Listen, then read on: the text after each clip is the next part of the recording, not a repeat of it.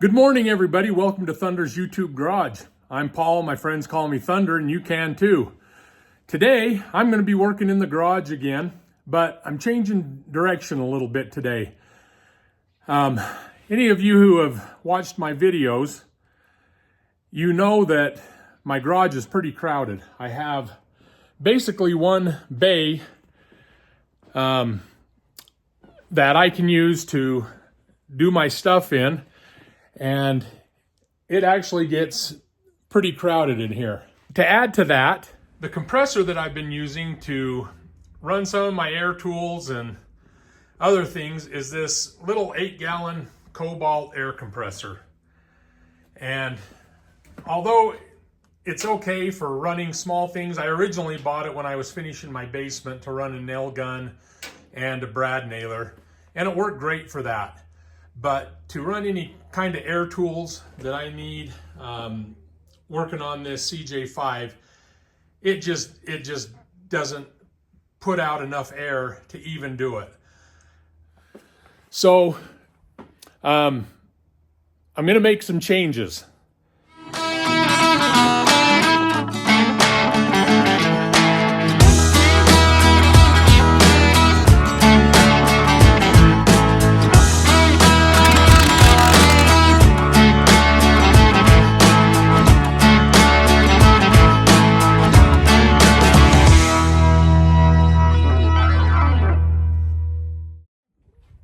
So if you walk out here to Betty White with me, in the back, I've got a new item. Now the Cobalt compressor I have is an 8-gallon, and let's see, I can't even remember. So it's got 150 max PSI on it, and you know, it's 4 cubic feet per minute at 90 PSI. I mean, just isn't enough. And this one, although it's not an enormous air compressor, it's a lot better than that. 5.1 cubic or square, whatever all that stuff means. I don't know. I just know it's bigger.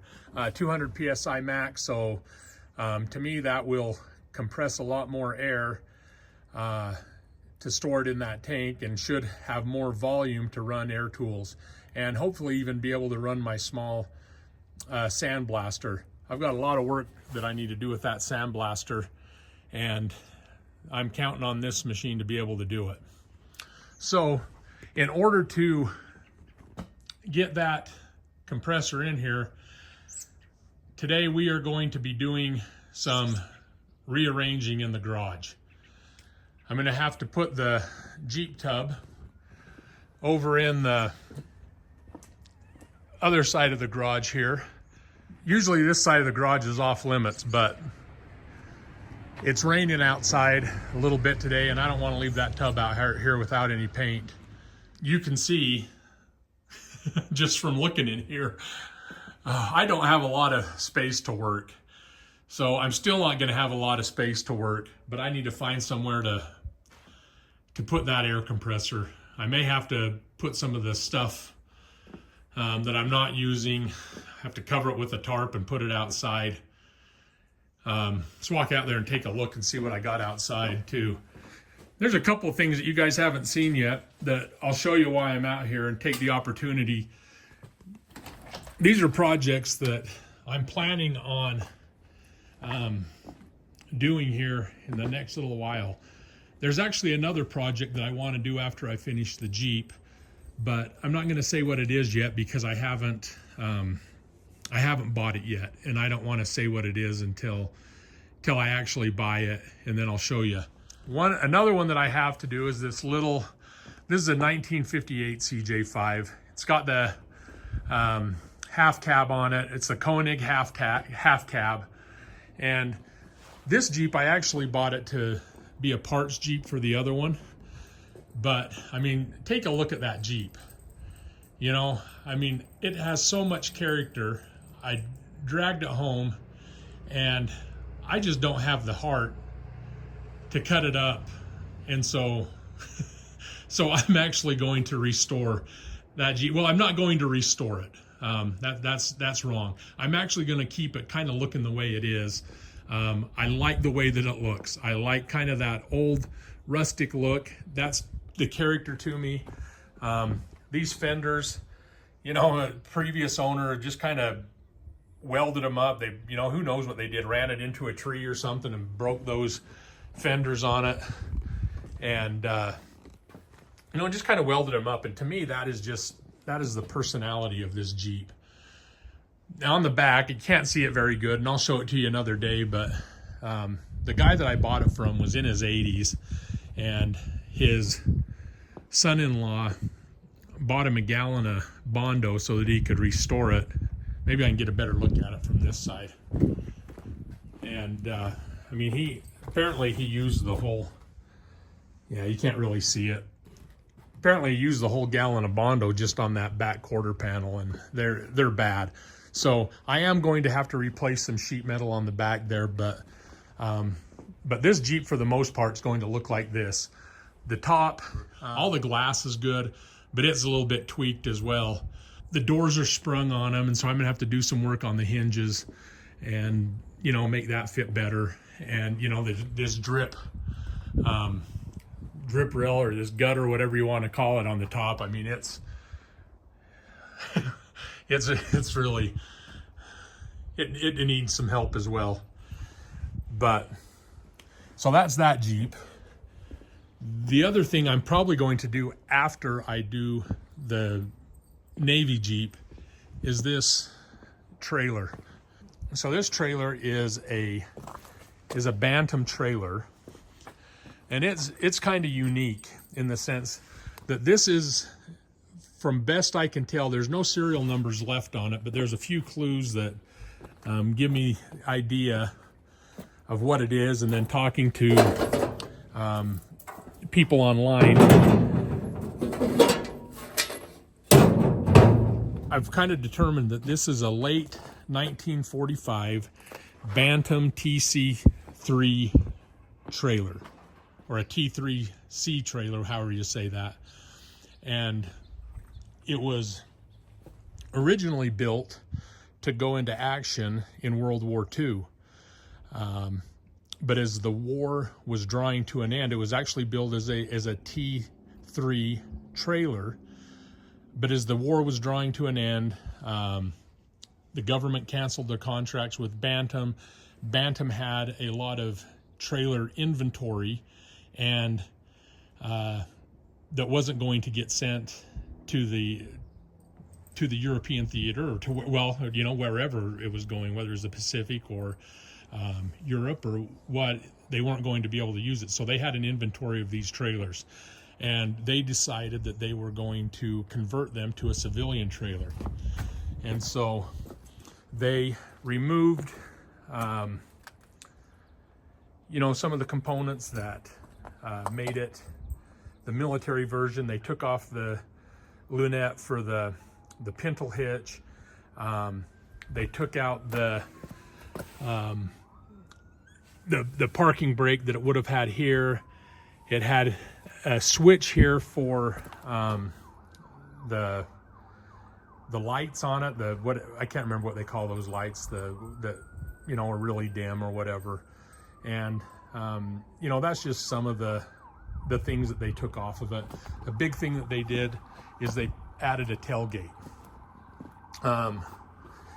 Can't see it, it's kind of covered with mud, but down in here where my hand is, there's actually, you can see where they welded a plug over the drain plug for this trailer, because these trailers were originally built to be watertight, that they would float across, you know, bodies of water, whether it's rivers or, you know, whatever it is.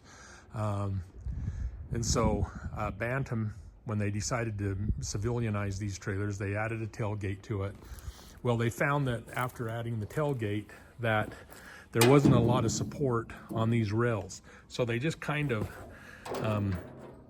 haphazardly welded in a piece of pipe on either side to brace the sides so that they were more sturdy and so that these tailgates would shut. And that's how I know, you know, about the vintage of it, because they only made, from my understanding, a few thousand trailers that had those support bars on them. After that, when they started manufacturing them specifically for civilian use, they actually put in a metal plate. They reinforced coming down here with a metal plate that strengthened it up as, kind of like a gusset on there to strengthen those. So this one is one of the ones that has those support bars on it. There's some other things also. I can tell by the axles and the springs on it, what trailer it is. I can tell by the tongue. This V in the tongue is indicative of a military World War II Bantam trailer, and they just kind of left that. They just cut the lunette off of it. There's a lot of things that are indicative of the World War II version of those trailers. So I am going to restore that one, and when I take the Navy Jeep out, I'd like to be able to pull this trailer with it. I'm going to paint them the same color, and although it's not a technically a military trailer, it's going to be the partner of the Navy Jeep. And then this trailer, this isn't anything special. This, I haven't been able to find a lot of information on this trailer, but people that I've asked about it, the guy that I bought it from told me that it was a M100 trailer. Well, I didn't even know what an M100 trailer was, and when I got looking online, I realized quickly that it wasn't an M100 trailer, and what I think it was just a kit that somebody had bought and made a trailer out of, which actually is perfect for me because I just need a trailer to haul stuff, to the dump and, the scrap yard, and I'm not doing anything with this trailer other than leaving it the way it is. That's about perfect for me. But I've got a lot of projects over here under the patio, under those bags. There's 2 engine stands, and each one of those have the F-head motor for these 2 Jeeps. One of them we went through the engine for the Navy Jeep. We had it running before we took this Jeep apart. This Jeep had sat in a field since the 1980s. We weren't even sure if the engine would run, but we actually got it fired up and it ran pretty good. So those were the engines for the 2 Jeeps, and we're going to keep moving on with those, but today I try to make a spot for the air compressor, and we'll go from there.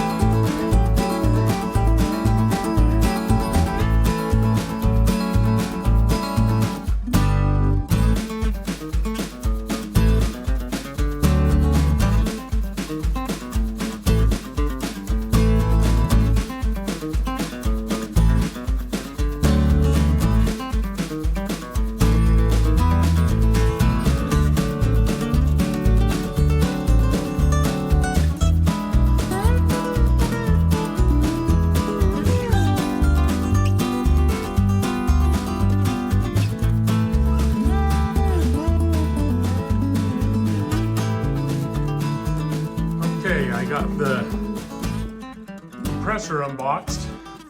I need to put the wheels on, but I put the axle somewhere and I don't know where I put them. Let me know if you see them.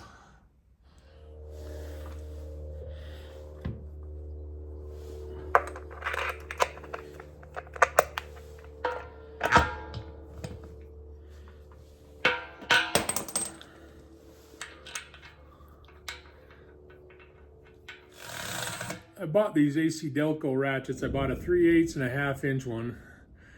The 1/2 inch one's actually held up all right, but the 3/8 was just kind of garbage. It didn't hold up good at all. So I ended up buying a Milwaukee 3/8 one that's 10 times better. But this AC Delco one actually is pretty good ratchet. I don't use it a lot, but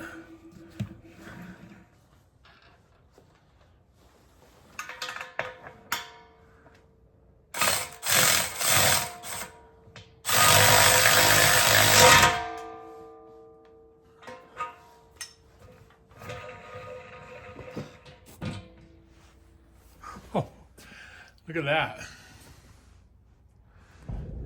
It just barely fits under there, but that fits just about perfectly. That's awesome. That's a good spot for that. Let me get this thing plugged in and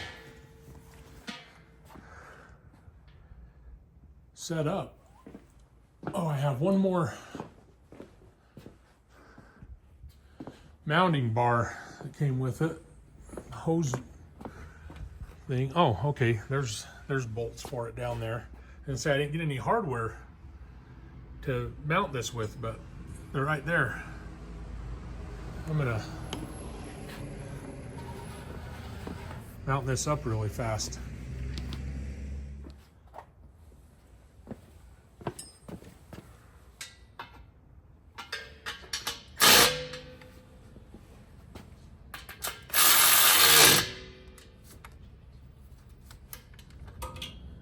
Okay, now I need to break this in, and it says the way that you break it in is to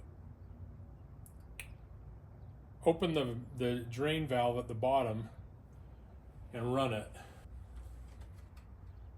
I'm not sure how long I'm supposed to run it. I guess I ought to read the instructions on it, see if I can figure that out. Seems like it was like 20 minutes or something. Open up the instruction manual. Now, don't judge me for looking at the manual. I'm only looking to see how long I'm supposed to break it in. But no instructions were used in the assembly of this air compressor. So don't judge. I just want everybody to know that I don't use instructions unless I absolutely have to. And this wasn't one of those times, so. All right, breaking in the compressor. Fully open the drain valve. Plug in the power cord, turn the power switch on, let the unit run for 30 minutes. Air will expel freely through the drain valve. 30 minutes. Okay, well, as much as you guys would probably like to see that, I know how much you like to just sit and look at stuff. I'm not going to dazzle you with the excitement of that 30-minute break-in period. But I will be back and we'll try it out after I'm done breaking it in.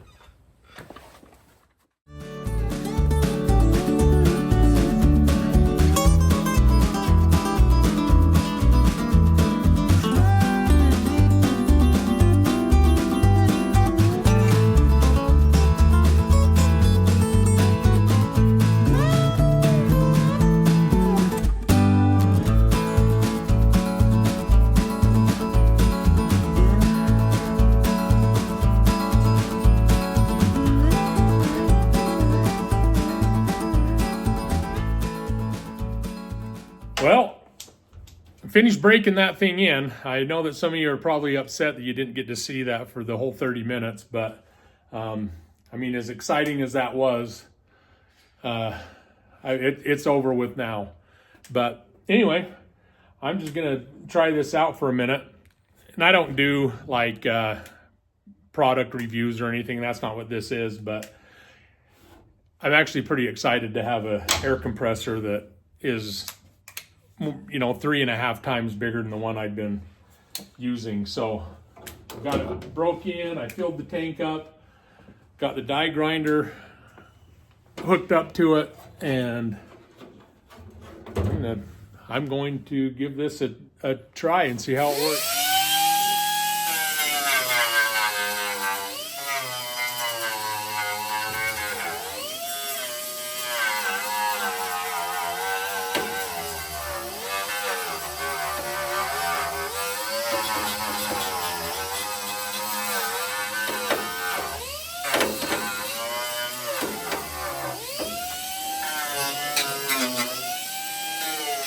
Well, okay, well, that worked pretty good. That other compressor, I could run this thing for about 15 seconds before it ran out of air, and I had to wait another 5 minutes for it to fill back up with air to run it again. So anyway, this is a huge improvement. But anyway, that's going to do it for this video, and I appreciate y'all tuning in. If you haven't subscribed, please consider subscribing. You know, that helps it out. Like I mentioned at the beginning of this video, there actually is a project that I would like to do after this Jeep. It's pretty cool, and you know, the more subscribers that I get will make that possible. And so if you haven't done it, you know, please do, if you would consider it, if you like what you see, and please share. And anyway, as usual, as I always say, remember to love God and to love your neighbor. I believe that is the key to true happiness in this life. And that being said, we'll see you next time. Thanks for watching.